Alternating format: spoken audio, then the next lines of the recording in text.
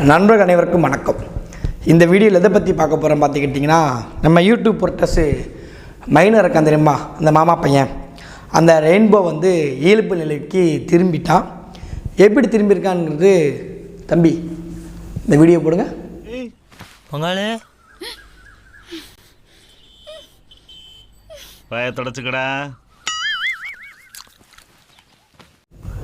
இந்த வீடியோ இல்லை, இது எப்போதுமே பண்ணுறது. வாயை துடைக்கிறது வந்து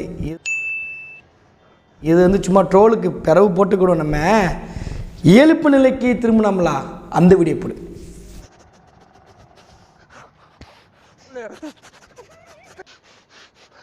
இதாங்க இயல்பு நிலைக்கு லூசுத்தனமாக இந்த திராவிடியா அம்மா வந்து திரும்பிட்டான். திராவிடியா பையன் அப்படின்னு சொல்லி திராவிடியா பையன் வந்து திரும்பிட்டான். தெளிவாக தானே சொல்கிறேன்.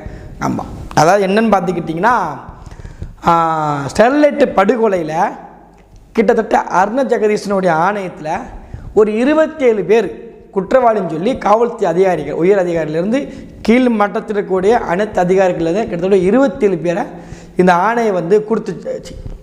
இதற்கு மாண்புமிகு பாரத பிரதமர் நரேந்திர மோடி என்ற சரணஞ்சா திரும்ப நம்ம தமிழ்நாட்டு முதலமைச்சர் ஐயாவே விளக்கம் கொடுத்துருப்பாரு. ஐயா சொல்கிறத கேளுங்க. எடப்பாடி பழனிசாமி அவர்கள் அதை செஞ்சுருக்கிறாரு. ஆக முதலமைச்சருக்கு உள்நோக்கம் எதுவும் இல்லைன்னா, நியாயமாக இந்த 13 படுகொலைக்கு காரணமாக இருந்திருக்கக்கூடிய டிஜிபி, டிஏஜி, போலீஸ் துறை அதிகாரிகள் அவர்கள் மீது உரிய நடவடிக்கையை நேரம் எடுத்திருக்கணும். இது வரைக்கும் எடுக்கலை. இதெல்லாம் நாங்கள் சட்டமன்றத்தில் இந்த பிரச்சனைகள் எல்லாம் நிச்சயமாக நாளை. இது யார் சொன்னதுன்னா, மாண்புமிகு தமிழ்நாட்டினுடைய முதலமைச்சர் ஐயா ஸ்டாலின் சொன்னது. ஐயா ஸ்டாலின் சொல்கிறதுக்கு என்னங்க, இப்போ இந்த 27 பேருடைய பெயரை யார் குறிப்பிட்டிருக்காங்கன்னா, அருணன் ஜெகதீசனுடைய ஆணையம் குறிப்பிட்டிருக்கு. அதில் ஒருத்தர் தான் தென்மண்டலத்தினுடைய டிஏஜியாக இருந்த மதிப்பிற்குரிய சைலக்குமார் யாதவ். இப்போ இவருக்கு என்ன பொறுப்பு கொடுத்துருக்காங்கன்னா, இந்த பொறுப்பில் இருந்து உயர் பொறுப்புக்கு டிஏஜியாக ப்ரொமோஷன் கொடுத்துருக்காங்க, பதவி உயர்வு கொடுத்துருக்கு இந்த திராவிட மாடல் அரசு. கிட்டத்தட்ட தமிழ்நாட்டில் தூத்துக்குடி ஸ்டெர்லைட் படுகொலையில் அதிமுக என்கின்ற அரசு கவிழ்வதற்கு மிக முதன்மையான காரணங்களில் ஒன்று இந்த ஸ்டெர்லைட் படுகொலை தான். அரசு சரியான முறையில் கையாளலை. அப்போ இருக்கக்கூடிய முதலமைச்சர் டிவியை பார்த்து தெரிஞ்சுக்கிட்ட சொல்லி சொன்னார். அப்போ எல்லாருமே நம்ம கேள்வி கேட்டோம், இங்கே இருக்கக்கூடிய அரசு அதிகாரிகள், காவல்துறை அதிகாரிகள் மீது நடவடிக்கை எடுக்குன்னு சொல்லி ஐயா ஸ்டாலினே பதிவு பண்ணியிருக்காரு. இப்போ என்னன்னா, அதில் ஒருத்தர் தான் இந்த சைலக்குமார் யாதவ். அவருக்கு இப்போ ஒரு பதவி உயர்வு இந்த திராவிட மாடல் அரசு கொடுத்துருச்சு. ஆனால் வழக்கம் போல் இந்த வாயை தொடச்சிட்டு வரக்கூடிய இந்த மைண்ட் என்ன பண்ணிட்டோம்னா, ஒரு பதிவு ஒன்று போட்டிருக்கான். இது வன்மமான பதிவு.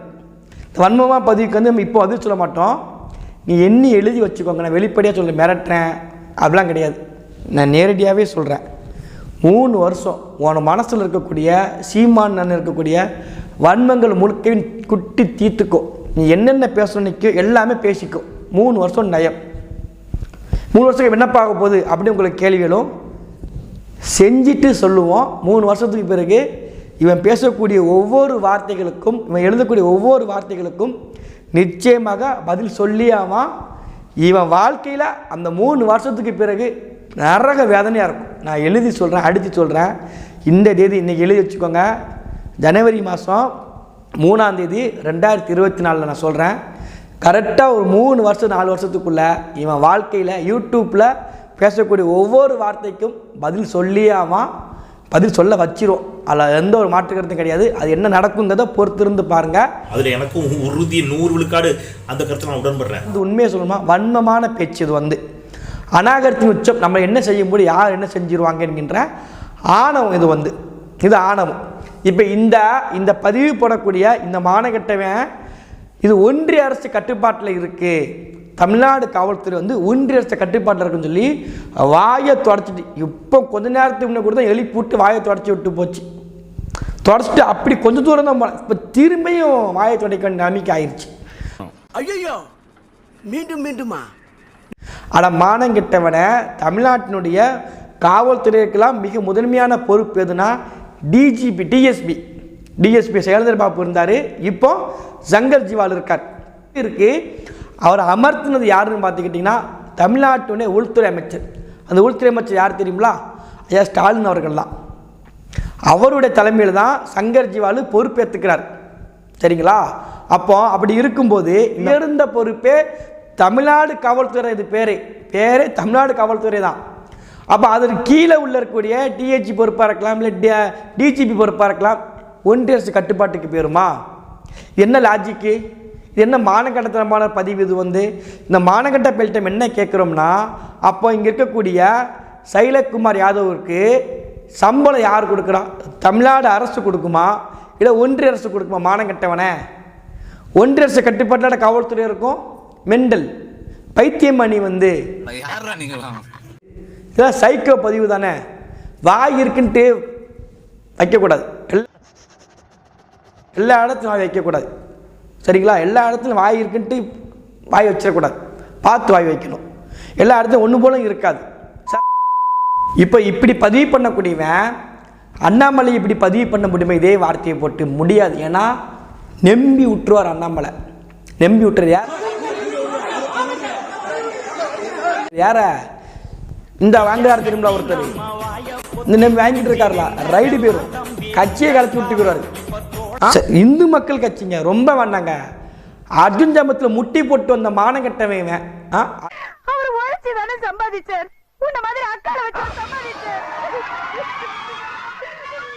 அர்ஜுன் ஜாமத்தில் மன்னிப்பு கட்டு நாங்கள் தெரியாமல் பதிவு பண்ணிட்டோம், யார் மனசு புண்படுத்தக்கான பதிவு பண்ணு சொல்லி லெட்ரி பேடு கட்சி, அந்த லெட்ரி பேடு கட்சியில் முட்டி போட்டு வந்த மானங்கட்டவன்.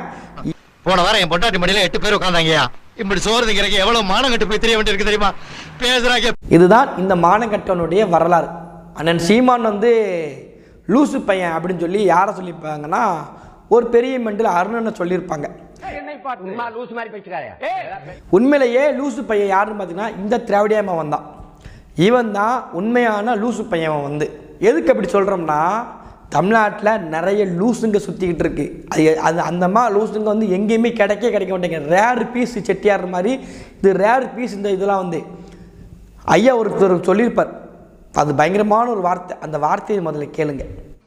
ஆக இப்படிப்பட்ட இந்த சூழலில் ஒரு அறிவிப்பை நான் செய்ய கடமைப்பட்டிருக்கிறேன். இனி எந்த சூழலிலும் எந்த காலத்திலும் காங்கிரஸ் கட்சியோடு விடுதலை சிறுத்தைகளுக்கு எந்த தொடர்பும் இல்லை என்று நான் அரங்கு மூலமாக தெரிவித்துக் கொள்ள கடமைப்பட்டிருக்கிறேன். அண்ணன் திருமாவளவன் சொன்னது. ஆனால் இப்போ அண்ணன் திருமாவளவன் என்ன சொல்றாரு பார்த்துக்கிட்டீங்கன்னா, காங்கிரஸ் சுட்டா நம்மளை காப்பாற்ற ஆலையிலன்னு சொல்லி சொல்றாரு. அட வெக்கம் கட்டுவீங்களா? இதுக்கு எதுக்குடா வெள்ளையங்கிலி மாலை? இதுக்கு பேர் தான் லூசுத்தனமான வேலை. அப்புறம் எங்களாம் பொது தொகுதியில் நிற்கவே ஆசைப்படக்கூடாது அப்படின்னு சொல்லி கருணாநிதி கட்டாருன்னு சொல்லி நியூஸ் 7ல் நெல்சன் பதிவு பண்ணுறாரு. தெளிவாகவே கேட்குறாரு. நியூஸ் 1ல் பதிவு பண்ணுற வன்னி அரசு, இது உங்கள் யார் சொன்னாங்க நீங்கள் சொல்ல முடியுமா? பொது தொகுதிக்கு ஆசைப்படக்கூடாதுன்னு உங்களை யார் சொன்னாங்கன்னு சொல்லுங்கன்னு சொல்லி கேட்குறாங்க. அப்போ வன்னி அரசு பதிவு பண்ணுறார் கருணாநிதின்னு சொல்லி. ஆனால் அதே வன்னி அரசு இப்போ நடக்கக்கூடிய எந்த ஒரு பிரச்சனைக்குமே நாடு அரசு திமுக கட்சியை பற்றி கேள்வி கேட்கவே மாட்டார். அதுதான் லூசுத்தனமான வேலை.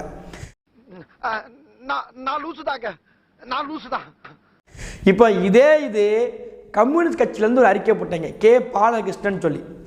அவர் தமிழ்நாடு அரசு தான் மேலேயே கொடுத்து கொட்டை இடத்துல. அப்போ யாரா லூசு பையில கே பாலகிருஷ்ணன் லூஸ் அப்பனா மெண்டல். ஐயா வைகோ அவர்கள் அடுத்து, நீங்களா தமிழின தலைவர் துரோகி அப்படின்னு கருணாநிதியை பற்றி கேட்டார். இந்த மாதிரி நிகழ்ச்சி இதுக்கு முன்னாடி நிறைய நடந்திருக்குது. ஆனால் இதுதான் பர்சை. உங்கள் கூட கூட்டணி வச்சோம்னா என்னோட ஆன்மா என்னை மன்னிக்காதுன்னு சொன்னார். இப்போ இவர் சொல்கிறாரு, தளபதி முதலமைச்சர் ஆக்கம் நான் போக மாட்டேன்னு சொல்லி சொல்கிறார்.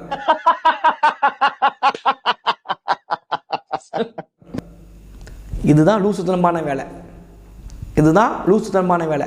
இப்படி பல லூசுகள் தமிழ்நாட்டில் சுற்றிக்கிட்டு இருக்கு. அதுவும் குறிப்பாக பியூஷ் மான்ஸ்னு ஒரு பெரிய லூசு. அந்த லூசு நீங்கள் உலகத்தில் எங்கேயுமே பார்க்க முடியாது. பெரிய லூசு. அந்த லூசு ஜக்கி வாசுதேவனுடைய கோயம்புத்தூரில் இந்த ஈசா மைதானத்தில் ஒரு பெண்ணு இறந்துருச்சு.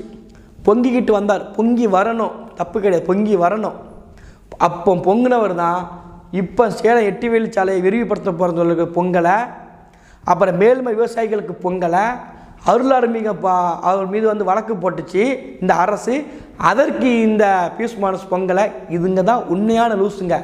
அதுவும் குறிப்பாக இந்த லூஸுக்கெல்லாம் பெரிய லூஸ் ஒன்று இருக்குது. என்ன லூஸு தெரியுமா? அது வந்து என் குரல் வலையை ஒருத்தனாலையும் நெரிக்க முடியாது சொல்கிறான். ஒருத்தனாலையும் நெரிக்க முடியாது. அந்த தமிழ் கேள்வி செந்தில் இது உண்மையாலே லூஸ். இது வந்து வீட்டில் உள்ளவங்க பார்த்தாங்கன்னா மனநலம் பாதிக்கப்பட்டு வீட்டில் சங்கிலி போட்டு கெட்டி போட்டிருக்காங்க. ஊருக்குள்ளே வந்து கடிச்சு வச்சிடக்கூடாதுன்னு சொல்லி யூடியூப்பில் சுதந்திரமாக பேச விட்டுருக்காங்க. வீட்டுக்குள்ளே எப்படி இருக்காங்கன்னா செந்தில்வேலாம் கெட்டி போட்டு வளர்த்துட்டு இருக்காங்க. ஏன்னா 2021 முன்னக்கூட்டி பேச செந்தில்வேலுக்கும் 2021க்கு பேசக்கூடிய செந்தில்வேலுக்கும் பெரிய வித்தியாசம் இருக்குது. பைத்தியம் முடிச்சு கண்டுபிடிச்சிட்டாங்க வீட்டில். இதற்கு முன்னக்கூட்டி மோடி வைத்துக்கொண்டு ஒன்றிய பிரதமர் பேசிவிட்டான்னு சொல்லி பெருமை பேசினாங்க. இப்போ நேற்றைய தினத்தில் ஸ்டாலின் பேசும்போது பாரத பிரதமர் நரேந்திர மோடின்ட்டார். மாண்புமிகு பாரத பிரதமர் திரு நரேந்திர மோடி அவர்களே, பாரத பிரதமர் சரணடிஸ்டர் சரணகதி. இது வந்து அதாவது சரணகதியிலேயே இது மரண சரணகதிங்களாம். மரண சரணகதி அடிச்சிருக்காரு. இதை பற்றி செந்தில்வேலு பேச மாட்டார். ஆனால் திராவிட மாடல் பேசிட்டாருங்க மோடி இருக்கும்போது. ஆளுநர் மூஞ்சி இறுகி போயிடுச்சுங்க. மோடி கருகி போயிடுச்சுங்க. அது இந்த டெல்லிங்க அதை வச்சு அப்படின்னு உருட்டுவார். ஈன செயல் வந்து உண்மையான லூஸுங்க இதுங்க வந்து.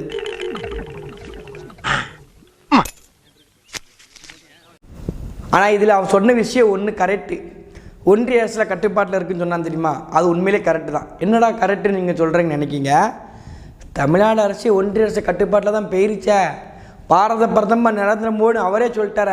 பாரத பிரதமர் திரு நரேந்திர மோடி அவர்களே, அவரே ஒரு கட்டுப்பாட்டில் போகும்போது அவர் கீழே இருக்கக்கூடிய சைலேஷ்குமாராக இருந்தானே, சங்கர் ஜிவாலாக இருந்தானே, யாராக இருந்தானே ஒன்றிய அரசு கட்டுப்பாடு தான் இருக்கும். அதை மீன் பண்ணி தான் இந்த எச்எச்ஓர் வந்து சொல்லியிருக்கு. கடைசி ஒன்று தான், போகிறப்போ வழக்கம் போல் வெளியில் போகும்போது வாயை நல்லா தொடச்சிட்டு போயிடுது.